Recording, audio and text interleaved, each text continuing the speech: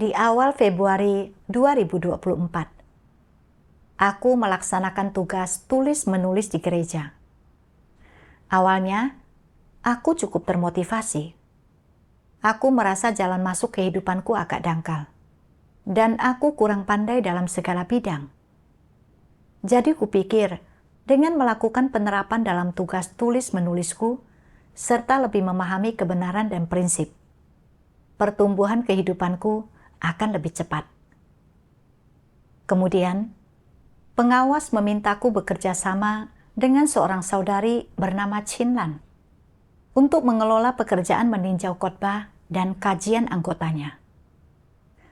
Chinlan sudah melaksanakan tugas tulis-menulis lebih lama dariku dan telah memahami prinsip-prinsip dan keterampilan profesional. Aku sangat senang karena bekerja bersama dia berarti aku dapat mempelajari lebih banyak hal dan bertumbuh lebih cepat dalam tugasku. Tahu kalau aku baru saja memulai tugas ini. Chinlan memberiku bimbingan yang cukup mendetail dalam pekerjaan kami. Saat memeriksa khotbah, dia akan meminta pendapatku terlebih dahulu tentang khotbah tersebut. Dan jika aku tidak memahami sesuatu, dia akan bersekutu denganku poin demi poin. Aku belajar dengan giat dan membuat catatan. Aku merasa cukup santai melaksanakan tugasku dengan cara ini. Kemudian, saat meninjau pekerjaan ini, aku menyadari ada banyak tugas yang harus dikerjakan. Selain memilih khotbah, kami harus tetap mengikuti situasi terkini dan kemajuan pekerjaan anggota kelompok. Dan jika hasil pekerjaan menurun, kami harus meninjau semua penyimpangan dan masalah. Kami juga harus mempelajari keterampilan profesional, mengembangkan bakat, dan sebagainya. Aku berpikir, menangani semua proyek yang bermacam-macam ini rumit sekali. Berapa besar energi dan pikiran yang harus kukerahkan, dan berapa banyak harga yang harus kubayar untuk melakukan semua pekerjaan ini dengan baik. Begitu hal-hal tersebut terlintas di benakku, aku merasa sangat pusing, dan tubuhku sangat lelah. Ketika aku dan saudari-saudari meninjau penyimpangan dalam pekerjaan, aku ingin berpartisipasi dan terlibat. Tetapi ketika aku berpikir bahwa aku masih baru dalam tugas ini dan belum memahami banyak hal, Chinlan juga sudah terbiasa dengan semua aspek pekerjaan ini. Sepertinya lebih baik aku mengandalkannya, dan tidak masalah bagiku jika aku hanya menjadi pendengar. Saat menulis surat tentang memperbaiki penyimpangan, aku hanya menyusun poin-poin utama yang telah dibahas Chinlan. Ini membantuku terhindar dari banyak kesulitan. Jika hasil pekerjaan tidak memuaskan, saudari-saudari menjadi sangat khawatir, dan mereka akan merenungi diri serta merangkum penyimpangan dalam pekerjaannya. Tetapi aku tetap tidak peduli dan menganggap bahwa hasil pekerjaan kami tidak ada kaitannya denganku. Karena aku masih baru dalam tugas ini, tidak memahami atau tidak dapat melakukan apapun, dan memandang masalah secara dangkal. Aku mulai merasa nyaman menjadi semacam pesuruh. Setiap hari, aku hanya memeriksa pekerjaan secara rutin. Tak ingin terlalu memikirkannya. Terkadang, aku mulai mengantuk bahkan sebelum pukul 9 malam. Di awal Maret, lututku cedera parah dan dadaku terasa sakit selama beberapa hari berturut-turut. Seorang saudari mengingatkanku dan berkata, "Akhir-akhir ini, Kau sepertinya tidak merasa memiliki beban terhadap tugasmu. Kini kau sudah jatuh sakit. Sudah waktunya bagimu untuk mengevaluasi diri. Dia juga menceritakan pengalaman saudari lainnya untuk bersekutu denganku. Dan menceritakan bagaimana saudari itu selalu mendengarkan dan mengandalkan orang lain dalam tugasnya. Tidak memiliki pandangannya sendiri dalam segala hal. Dan kemudian diberhentikan karena tidak melakukan tugasnya secara efektif. Begitu diberhentikan, barulah dia menyesalinya dan menyadari betapa penting tugasnya. Aku merasa sangat sedih setelah mendengarkan persekutuan saudari ini. Aku berpikir, bukankah seperti itu keadaanku selama ini? Aku tidak mau repot dengan hal apapun. Dan aku hanya bertindak seperti seorang pesuruh. Aku memikirkan satu bagian firman Tuhan yang kubaca beberapa hari yang lalu. Tuhan Yang Maha Kuasa berfirman, ada orang-orang yang kelihatannya tunduk ketika melaksanakan tugas mereka, mengerjakan apapun yang diatur oleh yang di atas untuk mereka. Namun ketika ditanya, apakah kau melakukan tugasmu dengan sikap asal-asalan? Apakah kau melakukannya berdasarkan prinsip-prinsip?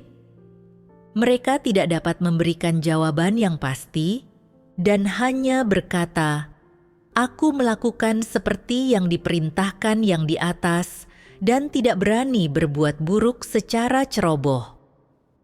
Ketika ditanya apakah mereka telah memenuhi tanggung jawabnya, mereka berkata, "Pokoknya, aku melakukan apa yang seharusnya kulakukan."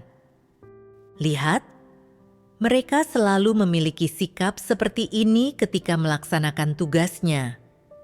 Mereka tidak tergesa-gesa, melakukan segala sesuatunya dengan lambat, dan tidak memiliki perasaan urgensi. Engkau benar-benar tidak dapat menemukan kesalahan pada diri mereka, tetapi jika engkau mengukur kinerja mereka dalam melaksanakan tugas berdasarkan prinsip-prinsip kebenaran, itu tidak efisien dan tidak memadai. Meskipun itu tidak memadai, mereka tetap dapat melakukan sesuatu, tetapi mereka tidak berinisiatif untuk melakukannya. Bukankah mereka keras kepala tanpa tahu malu? Mereka selalu mempertahankan sikap ini. Sekalipun kau memukuli atau memarahiku, aku akan tetap seperti ini. Aku akan berdiri di sini. Mari kita lihat apa yang dapat kau lakukan terhadapku. Inilah sikapku. Mereka tidak melakukan banyak perbuatan jahat, tetapi mereka juga tidak melakukan banyak perbuatan baik. Menurutmu, jalan apa yang sedang mereka tempuh? Apakah sikap mereka terhadap kepercayaan mereka kepada Tuhan dan tugas mereka baik? Dalam Alkitab, Tuhan berkata, "Jadi karena engkau suam-suam kuku dan tidak panas atau dingin, aku akan memuntahkan engkau dari mulutku." Menjadi suam-suam kuku, tidak panas atau dingin, apakah ini sikap yang baik? Ada orang-orang yang berpikir, jika aku melakukan kejahatan dan menyebabkan kekacauan, aku akan segera dikutuk. Ini tidak bertahan lama. Namun, jika aku melakukan sesuatu secara positif dan proaktif, aku akan menjadi lelah, dan jika aku melakukan kesalahan ketika melakukan sesuatu, aku mungkin akan dipangkas atau bahkan diberhentikan, yang mana akan sangat memalukan. Jadi, aku tetap bersikap suam-suam kuku, tidak panas maupun dingin. Apapun yang kau minta untuk kulakukan, aku akan melakukannya sedikit. Namun, Jika kau tidak memintaku untuk melakukan sesuatu, aku tidak akan ikut campur. Dengan demikian, aku tidak akan menjadi lelah, dan terlebih lagi, orang-orang tidak akan dapat menemukan kesalahan pada diriku. Pendekatan ini hebat. Apakah cara berperilaku seperti ini baik? Firman Tuhan berdampak besar terhadapku. Dia telah menyingkapkan kondisiku dalam tugasku. Secara lahiriah, aku bersedia melakukan apapun yang diperintahkan pengawas.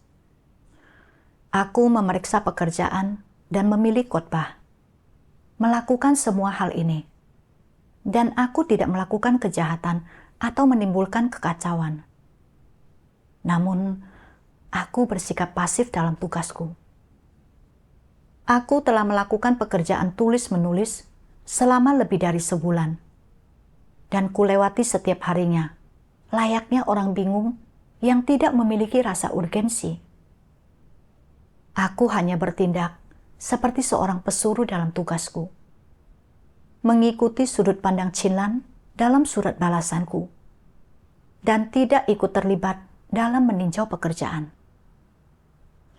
Saat pekerjaan tidak mengalami kemajuan, aku tidak merasa khawatir maupun cemas, dan hanya berdalih, aku tidak bisa melakukannya, atau aku tidak memahaminya.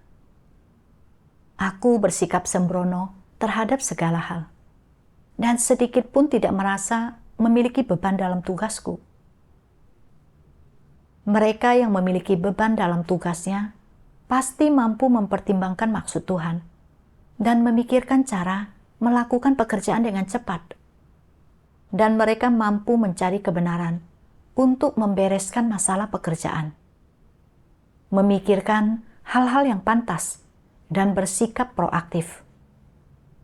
Sedangkan diriku, aku hanya memikirkan cara untuk menjauhkan dagingku dari penderitaan. Dalam semua pekerjaanku, aku mengandalkan saudari yang bekerja denganku dan tidak memenuhi satu pun tanggung jawabku. Baru setelah itulah aku sadar bahwa pengingat saudari ini mengandung maksud Tuhan. Jika aku terus bersikap seperti ini, itu akan sangat berbahaya dan merugikanku. Setelah memahaminya, aku merasa seperti sangat menderita dan berdoa kepada Tuhan untuk bertobat. Ya Tuhan, aku terlalu mengandalkan orang lain dan hanya ingin menjadi pesuruh. Aku tak pernah mau peduli dengan segala hal atau menderita dan tidak merasa memiliki beban sedikit pun dalam tugasku. Ya Tuhan, aku tidak ingin selalu berada dalam keadaan tidak panas atau dingin dan dilenyapkan oleh-Mu. Aku ingin berubah. Tolong bimbinglah aku. Setelah itu, aku secara sadar mengubah sikapku dalam tugasku, mementingkan hal-hal serius dan tak lagi tertidur di sore hari. Namun, karena sebelumnya aku tidak melakukan pekerjaan dengan baik atau memiliki beban dalam tugasku, tak lama setelah itu, aku menerima akibatnya. Pekerjaan yang kuawasi sama sekali tidak membuahkan hasil. Dan beberapa saudara-saudari menjadi negatif dan pasif dalam tugasnya. Seperti kata pepatah, produktivitas peleton bergantung pada komandannya. Di kelompok kajian keterampilan profesional yang kukelola, belum ada seorang pun yang mengalami kemajuan. Karena itu, beberapa hari kemudian, pengawas akhirnya menunjuk Chinlan untuk bertanggung jawab dalam tugas ini. Aku merasa sangat menyesal setelah mendengarnya. dan sadar bahwa aku tidak mampu mengatur waktu untuk belajar, dan hanya menunggu secara pasif setiap kali Chinlan melakukan pengaturan. Tentu saja, Chinlan memiliki keterampilan profesional, tetapi aku bahkan belum memenuhi tanggung jawab dasar sebagai pengawas dan tidak memberikan pengingat kepada kelompok. Seandainya saja aku memberikan sedikit banyak perhatian, memikul sedikit banyak beban, dan mengawasi kajian secara tepat waktu, aku tidak akan dipindah tugaskan.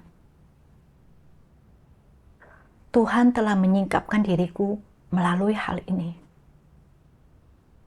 Aku merasa sedih dan menyalahkan diriku sendiri. Aku pun berpikir, bisa-bisanya aku melaksanakan tugas dengan cara seperti ini. Apakah aku tidak dapat dipercaya? Di manakah integritas dan martabatku? Kemudian, aku melihat dua bagian firman Tuhan ini. Tuhan yang Maha Kuasa berfirman, bagaimana seharusnya manusia bertindak, atau dalam kondisi dan keadaan seperti apa mereka harus melakukan hal-hal yang adil, agar dapat dianggap sedang mempersiapkan perbuatan baik? Setidaknya, mereka harus memiliki sikap yang positif dan proaktif, setia ketika melaksanakan tugas mereka, mampu bertindak berdasarkan prinsip-prinsip kebenaran, dan melindungi kepentingan rumah Tuhan. Bersikap positif dan proaktif adalah kuncinya. Jika engkau selalu pasif, itu adalah masalah. Seolah-olah engkau bukanlah anggota rumah Tuhan, dan engkau tidak sedang melaksanakan tugasmu, seolah-olah engkau tidak punya pilihan selain melakukannya untuk mendapatkan gaji berdasarkan tuntutan seorang majikan, bukan secara sukarela, tetapi dengan sangat pasif. Jika bukan karena hal ini melibatkan kepentinganmu, engkau tidak akan melakukannya sama sekali. Atau jika tak ada seorang pun yang memintamu untuk melakukannya, engkau sama sekali tidak akan melakukannya. Karena itu, melakukan segala sesuatu dengan pendekatan seperti ini bukanlah melakukan perbuatan baik. Jadi, orang-orang yang menggunakan pendekatan ini sangatlah bodoh. Mereka bersikap pasif dalam segala sesuatu yang mereka lakukan. Mereka tidak melakukan apa yang dapat mereka lakukan. Mereka juga tidak melakukan apa yang dapat mereka capai dengan waktu dan usaha. Mereka hanya menunggu dan mengamati. Ini menyusahkan dan sangat menyedihkan. Tuhan telah memberimu kualitas dan banyak kondisi yang unggul yang memungkinkanmu untuk memahami yang sebenarnya mengenai hal ini dan menjadi cakap untuk pekerjaan ini. Namun, engkau tidak memiliki sikap yang benar, engkau tidak memiliki kesetiaan dan ketulusan, serta tidak mau berusaha sekuat tenaga untuk melakukannya dengan baik. Ini sangat mengecewakan Tuhan. Jadi, ketika dihadapkan dengan banyak situasi, jika engkau malas dan selalu merasa terganggu serta tidak bersedia melakukan segala sesuatu, dan engkau menggerutu dalam hati, mengapa aku diminta untuk melakukannya dan bukan orang lain? Berarti ini adalah pemikiran yang bodoh. Ketika sebuah tugas diberikan kepadamu, itu bukanlah peristiwa yang tidak menguntungkan. Itu adalah suatu kehormatan, dan engkau seharusnya dengan senang hati menerimanya. Pekerjaan ini tidak akan membuatmu lelah atau membuatmu kehabisan tenaga sampai mati. Sebaliknya, jika engkau menangani pekerjaan ini dengan benar dan berusaha sekuat tenaga untuk melakukannya dengan baik, engkau akan memiliki kedamaian dan kestabilan di dalam hatimu. engkau tidak akan mengecewakan Tuhan, dan ketika engkau datang ke hadapan Tuhan, engkau dapat menjadi percaya diri dan berdiri tegak. Namun, jika engkau tidak melaksanakan tugas ini atau tidak melaksanakannya dengan baik, dan malah memilih untuk menyimpan tenaga serta kekuatanmu, meskipun orang lain mampu melaksanakan tugas ini dan engkau tidak melakukannya, itu tidak akan menyebabkan kerugian apapun. Bagimu secara pribadi, itu akan menjadi penyesalan seumur hidup. Itu akan menjadi lubang hitam yang menyebabkan engkau merasakan kesakitan dan kegelisahan di sepanjang hidupmu. Setiap kali disinggung bahwa manusia harus setia dan tulus ketika melaksanakan tugas mereka dan harus berusaha sekuat tenaga, hatimu akan terasa seperti ditusuk-tusuk jarum. Engkau tidak akan merasa senang, bangga, atau terhormat tentang hal ini. Sebaliknya, penderitaan ini akan menyertaimu di sepanjang hidupmu. Jika seseorang memiliki kepekaan hati nurani, dia akan merasakan kesedihan seperti ini. Dan bagaimana dari sudut pandang Tuhan? Tuhan menggunakan prinsip-prinsip kebenaran untuk mendefinisikan hal ini yang naturnya jauh lebih serius daripada apa yang kau rasakan. Kurasa engkau mengerti. Jadi, Tuhan akan mempertimbangkan secara keseluruhan perilakumu sehari-hari, sikapmu terhadap kebenaran, dan sikapmu terhadap tugasmu untuk mengevaluasi jalan yang sedang kau tempuh.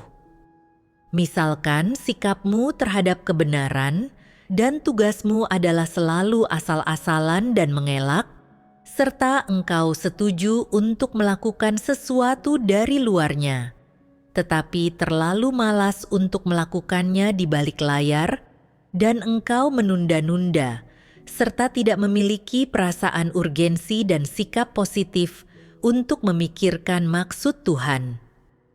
Meskipun engkau tidak mengacaukan dan mengganggu, tidak melakukan kejahatan, atau bertindak dengan sewenang-wenang, serta tidak melakukan kesalahan yang ceroboh, dan engkau tampak sebagai orang yang lugu, serta berperilaku baik, engkau tidak mampu secara positif dan proaktif melakukan apa yang Tuhan minta darimu, tetapi engkau malah dengan licik menghindari tanggung jawab dan menghindar agar tidak perlu melakukan pekerjaan nyata.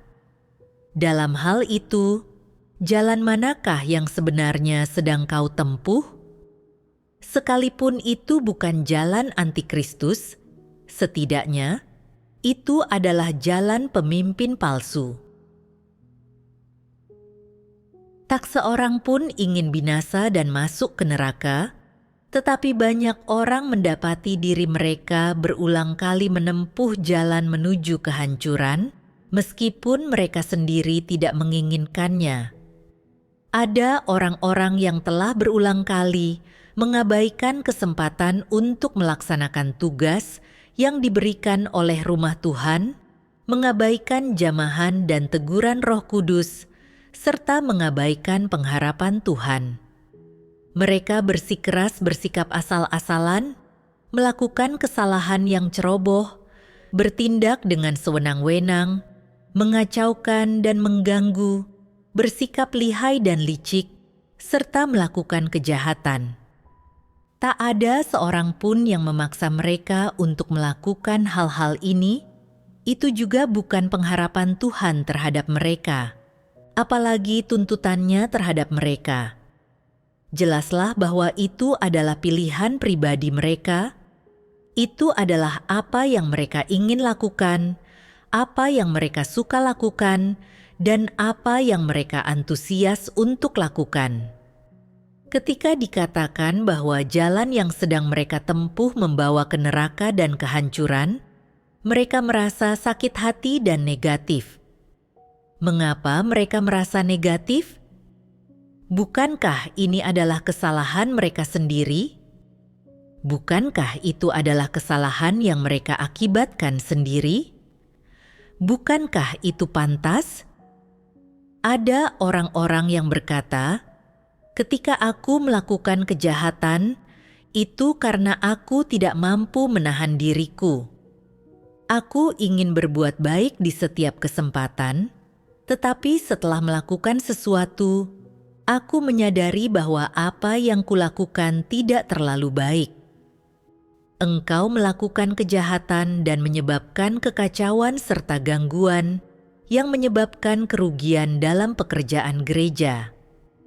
Engkau mungkin tidak dimintai pertanggungjawaban atas pelanggaranmu, tetapi pelanggaranmu menciptakan risiko tersembunyi, dan engkau akhirnya mengulangi pelanggaranmu di kemudian hari. Ini sangat berbahaya. Ini seperti seseorang yang melintasi sepanjang jalan, setiap langkah meninggalkan jejak. Apakah engkau menyadari pelanggaran yang telah kau lakukan? Apakah engkau merasa menyesal atas pelanggaran tersebut? Apakah engkau merasa berutang dan sedih? Apakah engkau menangis dengan getir karenanya? Sudahkah engkau berbalik? Apakah engkau benar-benar membenci perbuatan jahatmu? Sudahkah engkau melepaskan kejahatanmu dan sungguh-sungguh bertobat kepada Tuhan? Jika engkau tidak dapat sungguh-sungguh bertobat dan terus menipu Tuhan dengan sumpahmu, berarti jalan yang sedang kau tempuh adalah jalan yang menuju kehancuran. Setiap perbuatan jahatmu adalah ketukan di pintu gerbang neraka. Sulit untuk mengatakan ketukan mana yang akhirnya akan membukanya, tetapi ketika pintu itu terbuka, akhir hidupmu telah tiba. Dapat dikatakan bahwa ada orang-orang yang, sejak mereka mulai percaya kepada Tuhan sampai sekarang, telah terus-menerus mengumpulkan perbuatan jahat dan mengetuk pintu gerbang neraka dengan semua tindakan dan perilaku mereka, sambil juga mengumpulkan murka Tuhan. Mereka sedang menunggu hukuman Tuhan turun pada mereka. Setelah mendengarkan firman Tuhan, aku merasa sangat tidak tenang. Tuhan berkata bahwa mereka yang bersikap pasif dalam tugasnya tidak bekerja sesuai kemampuan mereka dan bertindak asal-asalan serta tidak bertanggung jawab atas tugasnya adalah orang yang tidak melakukan pekerjaan yang nyata, menempuh jalan anti Kristus, dan dikutuk oleh Tuhan. Aku merenungkannya dan berpikir, sekalipun melaksanakan tugas, aku tak merasa diriku adalah anggota rumah Tuhan. Bukan saja tidak setia dalam melaksanakan tugas, aku bahkan tidak memenuhi tanggung jawab yang paling mendasar. Saudari yang bekerja denganku merangkum pekerjaan untuk memperbaiki penyimpangan-penyimpangan dan melaksanakan tugas kami dengan lebih baik. Sedangkan diriku, aku tidak berpartisipasi maupun menanyakan hal itu. Aku tidak merespon surat-surat dengan rajin dan hanya menulis berdasarkan perkataan saudari itu, layaknya robot yang tak berotak. Aku juga tidak memanfaatkan kajian semua orang tentang keterampilan profesional dengan serius dan menunda kemajuan mereka. Itu semua karena aku takut memikirkan tugasku dan tidak merasa memiliki beban. Melaksanakan tugas dengan cara seperti ini adalah sesuatu yang dibenci Tuhan, dan orang-orang merasa jijik akan hal itu. Dan tentu saja, aku tidak layak mendapatkan kepercayaan mereka. Aku hanya mempertimbangkan dagingku sendiri dalam segala hal yang kuperbuat. Tidak mau memikirkan tugas dan membayar harga. hanya ingin menjadi pesuruh dan menginginkan agar orang lain mengatur segalanya untukku. Tak sedikit pun mempertimbangkan pekerjaan gereja dan tidak memedulikan maksud Tuhan. Sikapku terhadap tugasku ini membuat Tuhan sangat kecewa. Aku mengandalkan saudari yang bekerja denganku dalam segala hal. Saat dagingku mungkin merasa santai, aku kehilangan kesempatan yang Tuhan berikan padaku untuk melakukan perbuatan baik, dan tak akan pernah mendapatkannya kembali. Aku merasa berhutang dan menyesal. Khususnya firman Tuhan yang berbunyi, "Setiap perbuatan jahatmu adalah ketukan di pintu gerbang neraka." Kalimat ini sangat menyentuh hatiku. Dahulu, aku menganggap bahwa hanya Yudas dan pelaku kejahatanlah yang bisa membuka pintu neraka. Tetapi faktanya, Tuhan telah membuat catatan setiap kali aku mendambakan kenyamanan, tidak merasa memiliki beban dalam tugasku, serta tidak mau bertobat. Dan setiap catatan yang Tuhan buat membuka pintu neraka sedikit lebih lebar. Pintu neraka pun terbuka karena aku sudah gagal menerapkan kebenaran berulang kali. Konsekuensi ini sungguh mengerikan. Setelah merenungkannya, akhirnya aku tersadar bahwa aku benar-benar dalam bahaya dan aku merasa sedikit menderita. Kupikir Tuhan masih memberiku kesempatan untuk bertobat. Aku harus menghargai kesempatan untuk melaksanakan tugasku ini dan menebus semua kesalahanku. Aku berdoa kepada Tuhan, "Ya Tuhan, aku tidak memiliki kemanusiaan dan nalar sedikit pun. Aku hanya memedulikan kenyamanan dagingku dan belum melaksanakan satu pun tugas yang semestinya kukerjakan dengan baik. Aku sudah membuatmu sangat kecewa. Ya Tuhan, aku tahu bahwa melaksanakan tugas dengan cara seperti ini akan menghancurkan diriku dan merusak pekerjaan gereja. Aku ingin bertobat dan menerima pemeriksaanmu. Tolong disiplinkan aku dan bantulah aku mengenali diriku sendiri serta membuang watak rusakku." Kemudian, aku berpikir, mengapa aku selalu takut untuk memikirkan berbagai hal dan mengerahkan pikiranku? Apa sumber penyebabnya? Aku membaca 2 bagian firman Tuhan. Tuhan Yang Maha Kuasa berfirman, "Orang malas tidak bisa melakukan apapun. Untuk meringkasnya dalam satu kata, mereka adalah sampah.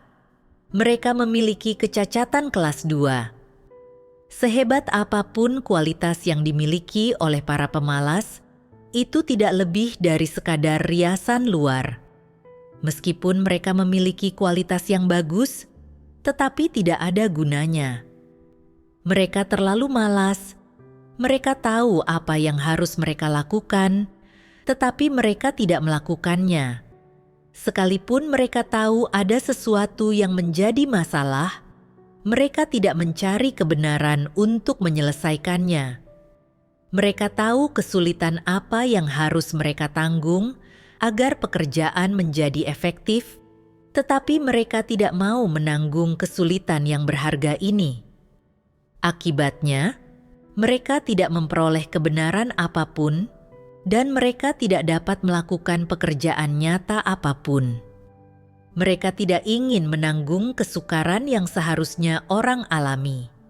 Mereka hanya tahu memanjakan diri dengan kenyamanan, menikmati saat bersenang-senang dan bersantai, serta kenikmatan hidup yang bebas dan santai. Bukankah mereka sampah? Orang yang tidak mampu menanggung kesukaran tidak layak untuk hidup. Mereka yang selalu menjalani hidup sebagai parasit adalah orang-orang yang tidak berhati nurani atau tidak bernalar.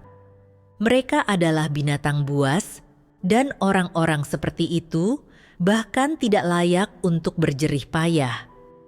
Karena mereka tidak mampu menanggung kesukaran, bahkan ketika mereka berjerih payah, mereka tidak mampu melakukannya dengan benar, dan jika mereka ingin memperoleh kebenaran, bahkan harapan untuk itu makin kecil. Orang yang tidak mampu menderita dan tidak mencintai kebenaran adalah sampah. Mereka tidak memenuhi syarat bahkan untuk berjerih payah. Mereka adalah binatang buas tanpa sedikit pun kemanusiaan. Agar sesuai dengan maksud Tuhan, orang-orang seperti itu harus disingkirkan. Orang macam apakah yang disebut sampah? Orang yang bingung, orang yang menyia-nyiakan hari-harinya. Orang semacam ini tidak bertanggung jawab atas apapun yang mereka lakukan. Mereka juga tidak menganggapnya serius. Mereka mengacaukan segalanya. Mereka tidak mengindahkan perkataanmu, bagaimanapun engkau mempersekutukan kebenaran kepada mereka.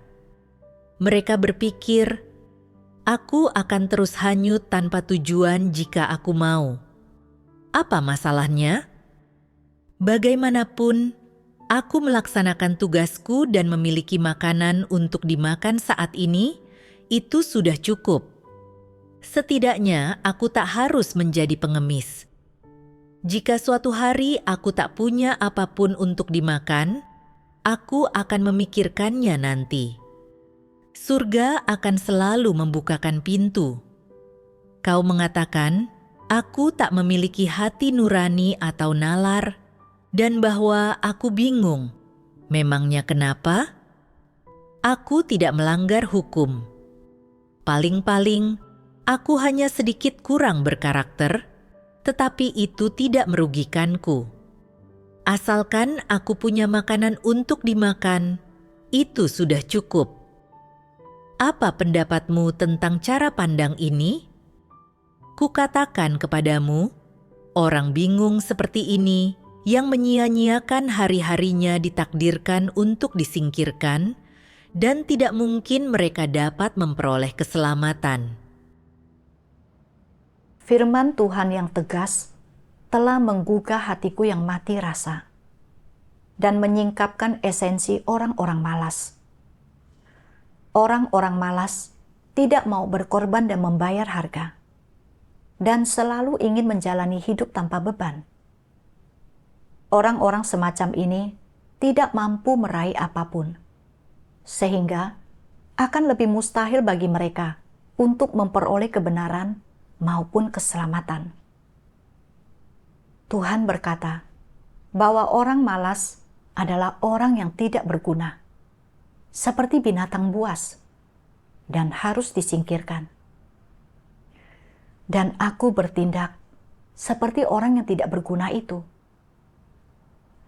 Aku tidak mau memikirkan tugasku dan membayar harga serta menjalani hidup bak parasit, mengandalkan orang lain dalam segala hal, dan hanya mengikuti arus.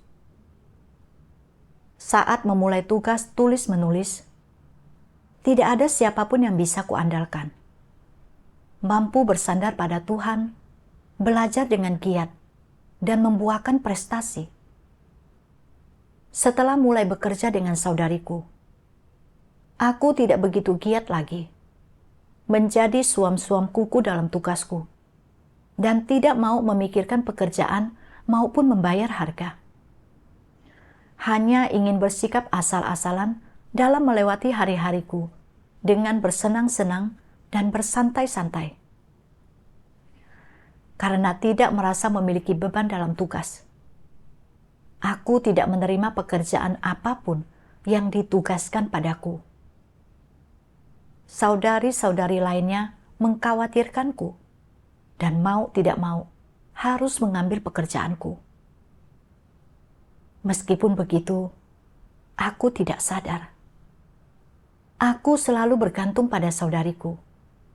Bahkan, setelah melaksanakan tugas tulis-menulis selama lebih dari sebulan, aku tetap berdalih bahwa aku baru saja sampai dan tidak tahu atau tidak mampu melakukan hal-hal tertentu. Dan aku tidak memeriksa pekerjaan itu. Betapa tak tahu malunya diriku. Aku menjalani hidup dengan falsafah iblis. Isi harimu dengan kesenangan, karena hidup ini singkat. Dan makan, minum, dan bersenang-senanglah karena hidup itu singkat. Pandangan dan gagasan yang dekaden dan bobrok ini mengubahku menjadi orang yang tak berakhlak. Aku hanya memikirkan cara menjauhkan dagingku dari penderitaan dan kekhawatiran. Dan tak sedikit pun memikirkan cara melaksanakan tugasku dengan baik. Aku menyebabkan pekerjaan yang sangat penting ini menjadi tertunda.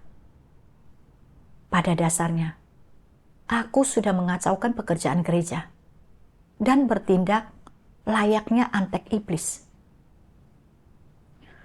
Tuhan berkata bahwa orang-orang yang tidak memperlakukan tugasnya dengan serius jauh lebih menjadikan daripada Yudas. Dan Tuhan jijik terhadap mereka, serta membenci mereka. Natur dari pelanggaran semacam ini sangatlah serius. Aku merasa sangat takut ketika memikirkan konsekuensi dari semua hal ini. Seseorang seperti diriku tidak layak dipercaya. Dan jika aku tetap bersikap masa bodoh seperti sebelumnya, itu akan sangat membahayakan diriku. Terlintas di benakku, bagaimana babi dalam kandang menunggu pemiliknya memberi makan setiap hari.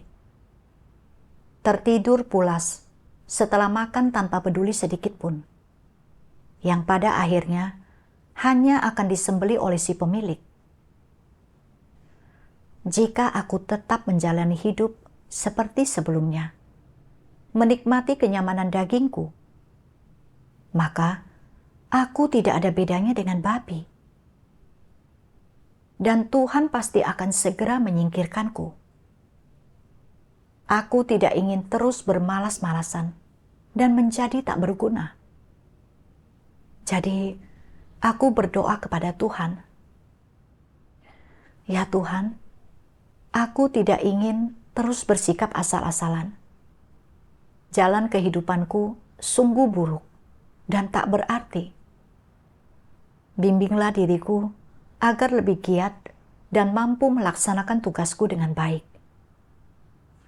Kemudian, aku menemukan sebuah jalan penerapan melalui firman Tuhan. Tuhan Yang Maha Kuasa berfirman, "Melaksanakan tugasmu tanpa melakukan kejahatan adalah sesuatu yang harus dicapai sebagai manusia normal. Namun, mempersiapkan perbuatan baik berarti bahwa engkau harus secara proaktif dan positif menerapkan kebenaran dan melaksanakan tugasmu berdasarkan tuntutan Tuhan dan prinsip-prinsip kebenaran. Engkau harus memiliki kesetiaan, bersedia menanggung kesukaran dan membayar harga, bersedia bertanggung jawab, serta mampu bertindak secara positif dan proaktif. Semua tindakan yang dilakukan berdasarkan prinsip-prinsip ini pada dasarnya adalah perbuatan baik. Entah perbuatan baik itu besar atau kecil, entah itu layak diingat atau tidak, entah itu dihargai oleh orang-orang atau dianggap tidak penting, atau entah orang-orang menganggapnya patut diperhatikan atau tidak, di mata Tuhan semuanya adalah perbuatan baik. Jika engkau mempersiapkan perbuatan baik, pada akhirnya hal itu akan mendatangkan berkat bagimu, bukan malapetaka. Misalkan engkau tidak mempersiapkan perbuatan baik apapun dan hanya puas dengan sikap berikut ini. Aku melakukan apapun yang diperintahkan kepadaku dan pergi kemanapun aku diperintahkan. Aku tidak pernah berbicara atau bertindak dengan gegabah, dan aku tidak pernah dengan jahat menimbulkan masalah atau menyebabkan kekacauan dan gangguan. Aku patuh dan berperilaku baik.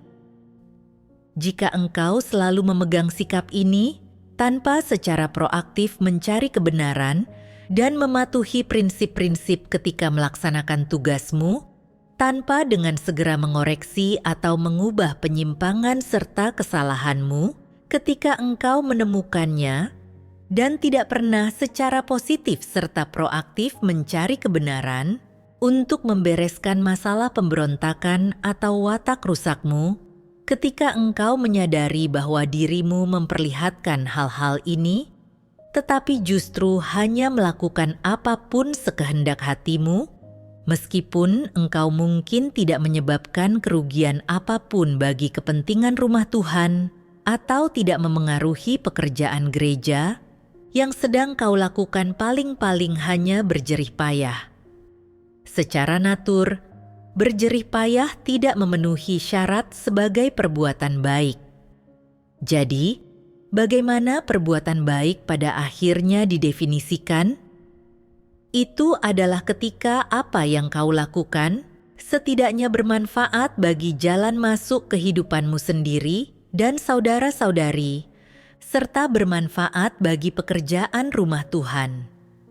Jika tindakanmu bermanfaat bagi dirimu sendiri, orang lain, dan rumah Tuhan, berarti kinerjamu di hadapan Tuhan itu efektif dan diperkenan oleh Tuhan. Tuhan akan memberimu nilai. Jadi, evaluasilah berapa banyak perbuatan baik yang telah kau persiapkan selama bertahun-tahun. Dapatkah perbuatan-perbuatan baik ini mengimbangi pelanggaranmu? Setelah mengimbanginya, berapa banyak perbuatan baik yang tersisa? Engkau harus menilai dirimu sendiri dan yakin tentang hal ini di dalam hatimu. Engkau tidak boleh bingung tentang hal ini. Firman Tuhan mengandung maksud dan tuntutannya, dan Dia juga memberitahukan jalan penerapan itu kepada kita. Memenuhi tugas kita sebagai makhluk ciptaan sangatlah penting. Melaksanakan tugas sesuai dengan prinsip, rajin, membayar harga dan menanggung beban. Seseorang akan mampu melakukan perbuatan baik dan sesuai dengan maksud Tuhan jika dia melakukan tugas secara proaktif dan dengan cara seperti ini. Jika kau hanya bertindak asal-asalan dalam tugasmu dan hanya melakukan yang diperintah, meskipun tampaknya itu bukan merupakan kekacauan atau gangguan, kau gagal melaksanakan tugasmu sepenuh hati, sehingga tidak mendapatkan perkenanan Tuhan. Aku merenungkan sikapku yang selama ini tidak dingin atau panas dalam tugasku. Gagal melakukan pekerjaan yang ditugaskan padaku dan mengganggu serta mengacaukan tugasku. Bukan saja tidak melakukan perbuatan baik, aku juga sudah melakukan pelanggaran. Tugasku adalah memilih khotbah-khotbah Injil yang baik untuk membantu menyebarkan Injil, memberikan kesaksian tentang Tuhan, dan membimbing lebih banyak orang ke hadapan Tuhan agar mendapatkan keselamatan. Tanggung jawab ini sangat penting, dan aku tak boleh sedikit pun bermalas-malasan. Aku baru saja memulai penerapan dan masih memiliki banyak kekurangan. Aku harus meluangkan waktu dan berusaha untuk belajar, merenung, dan melaksanakan tugasku sesuai dengan prinsip dan tuntutan Tuhan. Aku juga harus berusaha menunjukkan kepedulianku terhadap pekerjaan. menanyakannya, memperlakukan tugasku dengan bertanggung jawab, dan menanggung beban pekerjaanku. Hanya dengan cara inilah, aku akan mampu memenuhi maksud Tuhan. Setelah itu, aku sering berdoa kepada Tuhan, memberontak terhadap dagingku, tak lagi berpuas diri dan bertindak tanpa pikir panjang, serta mampu memikul tanggung jawabku secara proaktif.